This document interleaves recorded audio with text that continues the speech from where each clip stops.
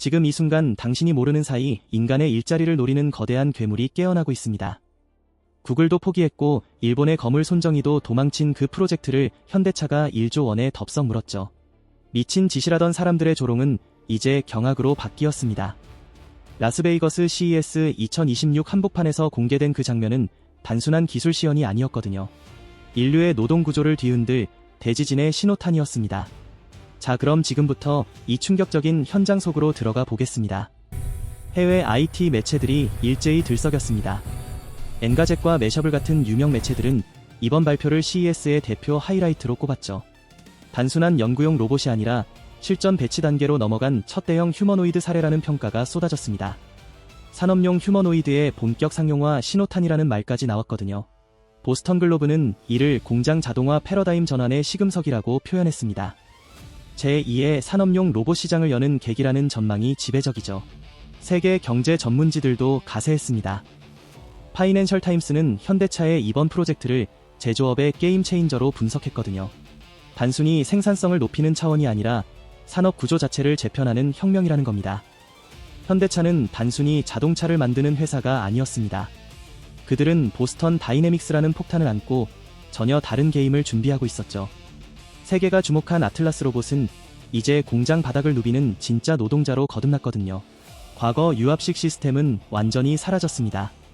기름이 새고 소음이 터지던 비효율의 상징은 이제 역사 속으로 묻혔죠. 대신 전기만으로 움직이는 깔끔한 전동식 몸체가 그 자리를 차지했습니다. 이 변화가 얼마나 획기적인지 아십니까? 유압식 아틀라스는 작동할 때마다 귀를 찢는 소음을 내뿜었습니다. 배관이 터지면 기름이 사방으로 튀어 작업장 전체가 마비되곤 했죠. 전동식으로 바뀐 뉴 아틀라스는 조용합니다. 도서관 안에서도 쓸 수 있을 정도로 소음이 없거든요. 유지보수 비용도 10분의 1 수준으로 떨어졌습니다. 해외 해설 채널들은 양산형 아틀라스의 스펙을 보고 경탄했습니다. 56자 유도라는 관절 구조는 인간의 몸을 아득히 뛰어넘는 수준이거든요. 360도 회전 관절은 인간이 절대 닿을 수 없는 각도에서 작업을 가능하게 만들죠. 당신의 팔을 등 뒤로 꺾어 보십시오. 비명이 나올 겁니다. 하지만 이 로봇은 아무렇지도 않게 그 각도에서 부품을 조립합니다. 천장에 매달린 부품을 가져오는 작업을 생각해 보십시오. 인간은 사다리를 타고 올라가야 하지만 아틀라스는 팔만 360도 돌려 가져오면 됩니다. 좁은 공간에 끼인 나사를 조이는 것도 마찬가지죠.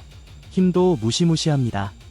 최대 50kg의 페이로드를 감당할 수 있거든요. 110파운드라는 무게는 군인들이 힘겹게 나르는 쌀도 가마니보다 무겁습니다. 그런데 이걸 들고 하루 종일 공장을 뛰어다녀도 지치지 않는 거죠. 자동차 엔진 블록 같은 무거운 부품을 옮기는 작업은 인간에게 고역입니다. 하지만 아틀라스에게는 그저 일상일 뿐이거든요. 더 놀라운 건 자율 배터리 스왑 기능입니다. 배터리가 떨어지면 스스로 충전 스테이션으로 가서 배터리를 교체하고 돌아오거든요. 사람 수준을 넘어선 기계적 기동성과 현장 내자기 유지 능력을 갖춘 셈입니다. 작업 중에 배터리 경고등이 켜지면 자동으로 작업을 마무리합니다. 그리고는 가장 가까운 충전소로 이동해 배터리를 교체하죠. 교체 시간은 단 3분입니다. 해외 매체들은 이를 핵심 혁신으로 꼽았죠. 단순히 힘만 센 로봇이 아니라 스스로 생존하고 작동하는 완전체라는 평가입니다. 현대차가 제시한 목표는 연간 3만 대입니다. 숫자만 들으면 감이 안 오실 겁니다. 잠실 야구장 관중석을 가득 채운 3만 명이 모두 로봇으로 바뀐다고 상상해 보십시오. 2028년부터 미국 메타플랜트 공장에 본격 투입됩니다. 부품 시퀀싱 같은 실제 생산 공정에서 활용하겠다는 계획이죠. 그 이후에는 글로벌 생산 거점으로 단계적 확대를 예고했습니다. 메타플랜트는 현대차가 야심차게 준비 중인 미국 최대 규모 공장입니다. 연간 30만 대 이상의 자동차를 생산할 예정이거든요. 이곳에 아틀라스가 투입되면 생산 효율이 최소 40% 이상 높아질 것으로 예상됩니다. 경쟁사들은 화려한 홍보 영상에만 집중했습니다. 조명 아래서 예쁘게 포장된 모습만 보여주려 했죠. 하지만 현대차는 달랐습니다. 이 로봇들을 먼지 구덩이 같은 공장으로 끌고 갔거든요. 영하 20도의 살인적인 추위 속에서도 굴렸습니다. 영상 40도에 가까운 폭염 속에서도 멈추지 않았죠. 알래스카 북부 지역의 혹한 시험장에서 일주일 내내 작동 테스트를 했습니다. 사막 한복판의 테스트 시설에서는 50도가 넘는 고온에서도 견디는지 확인했죠. 심지어 물이 뚝뚝 떨어지는 고습 환경에서도 실험을 강행했습니다. 기계가 완전히 멈출 때까지 굴리고 또 굴리며 약점을 찾아냈습니다. 이것이 바로 현대차가 말하는 랩투팹 전략의 진짜 실체입니다. 연구실의 화초를 야생의 잡초로 키워낸 비결이죠. 여기에 구글 딥마인드의 제미나이까지 탑재되었습니다. 단순히 힘만 센 로봇이 아니라 스스로 판단하고 학습하는 존재로 진화한 거죠. 해외 매체들은 이를 로봇 하드웨어와 양산 그리고 범용 AI가 결합된 드문 삼각편대라고 평가했습니다. 제미나이는 구글이 개발한 최신 AI입니다. 챗GPT를 능가하는 성능으로 이미 세계를 놀라게 만들었죠. 이 AI가 로봇의 두뇌로 들어가면서 아틀라스는 생각하는 기계가 되었습니다. 현대차는 액추에이터와 부품 공급을 책임집니다. 대량 생산 밸류체인을 제공하는 역할이죠. 딥마인드는 제미나이 기반 로보틱스 AI를 더하는 겁니다. 초기 고객이 현대차와 구글 딥마인드라는 점도 상징적입니다. 내부에서 먼저 쓰면서 레퍼런스를 구축하고 데이터를 축적하는 전략이거든요. 공정 최적화 경험을 확보한 뒤 외부로 판매하겠다는 계산이죠. 테슬라는 모든 걸 혼자 해결하겠다고 고집을 부렸습니다. 폐쇄적인 전략으로 외부와의 협력을 거부했죠. 반면 현대차는 정반대의 길을 걸었습니다. 각 분야 세계 최고의 기술을 가진 기업들과 손을 잡았거든요. 결국 이 싸움은 혼자 싸우는 천재와 연합군을 이끄는 사령관의 대결입니다. 해외 코멘트에서는 테슬라 옵티머스나 피겨01 같은 경쟁작들과 비교했습니다. 아틀라스를 가장 완성도 높은 고성능 산업용 휴머노이드라고 평가하더군요. 다만 가격과 안전 인증, 그리고 유지보수 생태계가 실제 확산의 관건이 될 거라는 지적도 나왔습니다. 테슬라 옵티머스는 약 2만 달러 수준의 가격을 목표로 한다고 발표했습니다. 반면 아틀라스의 예상 가격은 10만 달러에서 15만 달러 사이죠. 5배에서 7배 정도 비싼 셈입니다. 하지만 성능 차이는 가격 차이 이상입니다. 아틀라스는 50kg을 들 수 있지만 옵티머스는 20kg이 한계거든요. 관절 자유도도 아틀라스가 압도적으로 높습니다. 과거에 현대차가 자동차를 조립해서 팔던 회사였다면 이제는 달라졌죠. 미래의 현대차는 지능을 가진 노동력을 전 세계에 공급하는 거대한 인력 공급 회사가 될 수도 있습니다. 산업용 휴머노이드 양산의 사실상 표준 플레이어가 되려 한다는 관측이 나오는 이유죠. 우리는 지금 노동의 개념 자체가 송두리째 뒤바뀌는 순간을 목격하고 있습니다. 단순한 기술 발전을 넘어 인류 역사의 특이점을 지나고 있는 거죠. 하지만 여기서 질문을 던져야 합니다. 이 완벽해 보이는 로봇 군단이 정말 아무런 부작용 없이 우리 삶에 스며들 수 있을까요? 경영진과 주주들은 삼페인을 터뜨리며 축배를 들고 있습니다. 생산성 혁명이라는 달콤한 말로 포장하며 환호하죠. 하지만 이 상황을 피눈물로 지켜보는 사람들이 있습니다. 바로 일자리를 위협받는 평범한 가장들과 미래를 준비하는 젊은 취업 준비생들입니다. 로봇은 지치지 않습니다. 아프다는 핑계로 결근하지도 않죠. 노동조합을 만들어 임금 인상을 요구하지도 않습니다. 24시간 내내 쉬지 않고 일할 수 있는 완벽한 노동자거든요. 휴가를 달라고 조르지도 않고 야근 수당을 요구하지도 않습니다. 연간 3만 대가 생산된다는 건 단순히 기계가 늘어나는 게 아닙니다. 아틀라스 한 대가 24시간 풀가동하면 인간 작업자 2명분의 일을 해낸다고 가정해 보십시오. 그렇다면 매년 6만 명 이상의 일자리가 증발하는 끔찍한 계산이 나옵니다. 경기도 과천시 전체 인구와 맞먹는 규모죠. 기업 입장에서 선택은 명확합니다. 매달 월급을 줘야 하는 인간보다 초기 비용만 지불하면 전기료로 평생 충성하는 로봇이 훨씬 매력적이거든요. 더 소름 돋는 건 이 로봇들이 이제 단순 노동을 넘어섰다는 점입니다. 구글의 두뇌를 장착한 이들은 관리자의 영역까지 넘보고 있죠. 과거 자동화가 인간의 손발을 대체했다면 피지컬 AI는 인간의 눈과 판단력까지 대체합니다. 갓 입사한 신입사원이 부장의 업무를 완벽하게 처리하고 그 자리를 뺏어버리는 하극상이 현실이 되는 겁니다. 당신이 쌓아온 경력과 노하우는 수억 개의 데이터를 학습한 AI 앞에서 낡은 유물처럼 취급받을 수도 있죠. 품질 관리 부서를 생각해 보십시오. 숙련된 검사원이 육안으로 불량품을 가려내는 데는 한계가 있습니다. 하지만 AI가 탑재된 로봇은 0.1mm 단위의 오차도 잡아내거든요.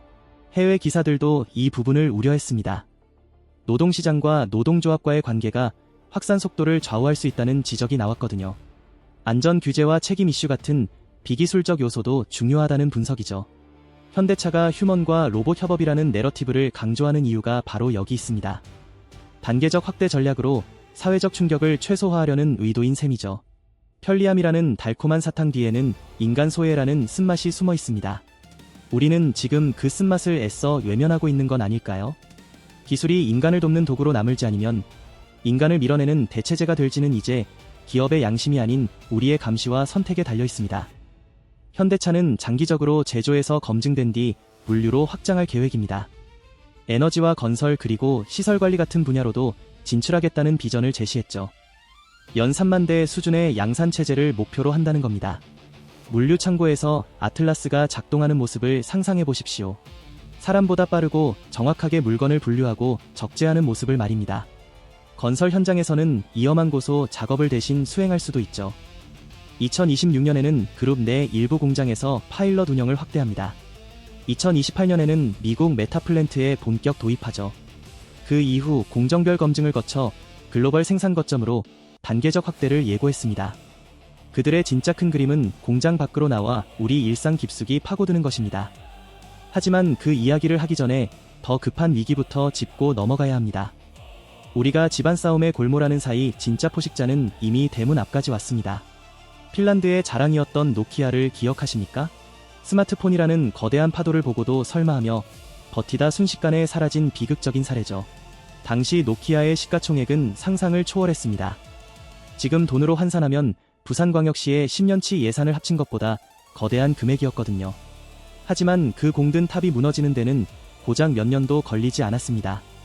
2007년 아이폰이 등장했을 때 노키아는 비웃었습니다. 터치스크린이 대세가 될 리 없다고 단언했죠. 하지만 2013년이 되자 노키아는 역사 속으로 사라졌습니다. 지금 현대차가 마주한 상황이 바로 그때와 똑같습니다. 바다 건너 테슬라는 자신들이 만든 전기차 수백만 대를 통해 전 세계 도로의 데이터를 실시간으로 빨아들이고 있죠. 그 양은 매일 에베레스트산 높이만큼의 서류 더미를 쌓는 것과 맞먹습니다. 일론 머스크는 이 방대한 데이터를 휴머노이드 로봇 옵티머스에 주입하고 있습니다. 로봇 시장마저 애플처럼 독식하겠다는 야욕을 숨기지 않고 있죠. 만약 테슬라가 로봇의 표준 운영체제까지 장악해버린다면 어떻게 될까요? 대한민국 제조업은 껍데기만 남은 하청기지로 전락할 수도 있습니다. 절체절명의 위기인 셈이죠. 현대차가 구글 딥마인드와 손을 잡은 건 단순한 기술 협력이 아닙니다. 생존을 위한 마지막 동아줄을 잡은 것과 다름없거든요. 구글의 천재적인 두뇌와 보스턴 다이내믹스의 강인한 심장을 합쳐야만 테슬라 제국에 맞설 수 있습니다. 현대차의 제조 근육까지 더해진 이 연합은 안드로이드 연합군이 애플의 독주를 막아섰던 스마트폰 전쟁을 떠올리게 만들죠. 뉴 아틀라스는 단순한 기계가 아닙니다. 이 거대한 전쟁에서 우리를 지켜줄 최전방의 병사이자 방패입니다. 연구실에서 얌전하게 걷는 로봇은 이제 필요 없습니다.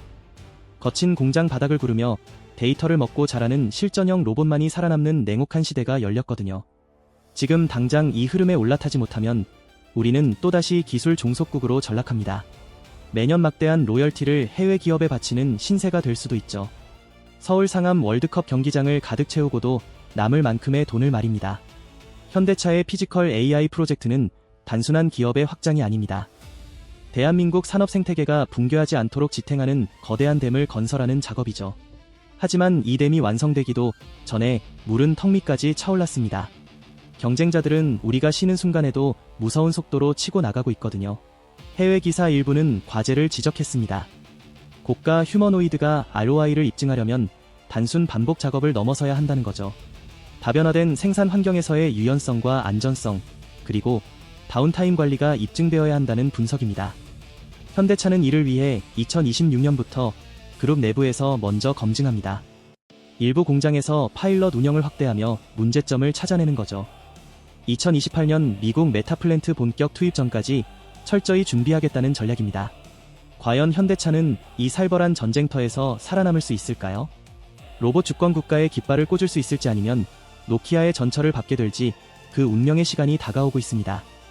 하지만 여기서 우리는 냉정하게 숫자를 따져봐야 합니다. 현대차가 발표한 연간 3만 대라는 생산 목표가 과연 충분한 숫자일까요? 테슬라의 옵티머스 군단을 막아내기에는 턱없이 부족해 보이거든요. 3만 대라는 수치는 언뜻 보면 대단해 보입니다. 하지만 글로벌 자동차 판매량과 비교하면 조족지혈에 불과한 수준이죠. 테슬라는 이미 수백만 대의 로봇이 인간의 노동을 대체할 것이라며 시장을 집어삼킬 기세입니다. 일론 머스크는 2030년까지 연간 100만 대의 옵티머스를 생산하겠다고 선언했습니다.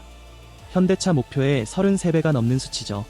물론 테슬라의 계획이 실현될지는 미지수입니다. 1조 원이라는 인수금액은 부산 광안대교를 하나 더 짓고도 남을 만큼의 천문학적인 액수입니다.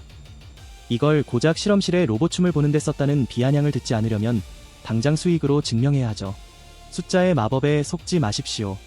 지금 주식시장에 빨간 불이 들어왔다고 해서 그게 현대차의 로봇 사업 성공을 보장하는 수표는 아니거든요. 우리가 보고 있는 건 과거 자동차를 잘 팔았던 기업의 성적표입니다.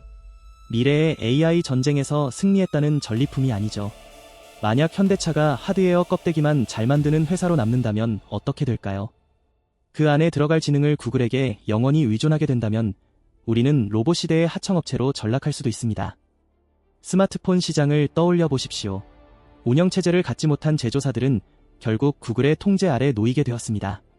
우리는 그 역사를 뼈아프게 기억하고 있죠. 삼성전자가 아무리 훌륭한 갤럭시를 만들어도 안드로이드 없이는 무용지물입니다. 구글이 안드로이드 사용료를 올리면 제조사들은 속수무책으로 당할 수밖에 없죠. 현대차가 그리는 빅픽처가 단순히 구글의 AI를 담는 그릇에 그친다면 대한민국 제조업의 미래는 빛 좋은 개살구가 될지도 모릅니다. 진짜 정보는 화려한 데모 영상 속에 있지 않습니다. 기업이 기술 종속을 끊어내기 위해 얼마나 치열하게 싸우고 있는지 보여주는 재무제표의 구석진 숫자에 숨어 있거든요. 현대차는 이미 자체 AI 연구소를 운영하고 있습니다.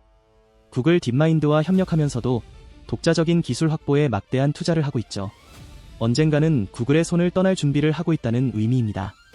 이제 로봇은 선택이 아니라 생존을 위한 필수 장비입니다. 이 시장을 놓치는 순간 우리는 4차 산업혁명이라는 거대한 파도에 휩쓸려 흔적도 없이 사라질 수도 있죠. 반도체 시장을 보십시오. 한국이 메모리 반도체에서 세계 1위를 지키고 있지만 시스템 반도체에서는 뒤처졌습니다. 그 결과 우리는 매년 수십조 원의 무역 적자를 시스템 반도체에서 기록하고 있거든요. 로봇 시장에서 같은 실수를 반복하면 안 됩니다. 지금 현대차가 하고 있는 일은 단순한 기업의 확장이 아닙니다. 대한민국이 기술 식민지로 전락하느냐 아니면 기술 패권국으로 도약하느냐를 결정짓는 최후의 심판대입니다. 정의선 회장의 승부수는 우리를 구원할 동아줄이 될 수 있을까요? 아니면 허공으로 사라질 메아리가 될까요? 여러분의 의견을 자유롭게 남겨주세요.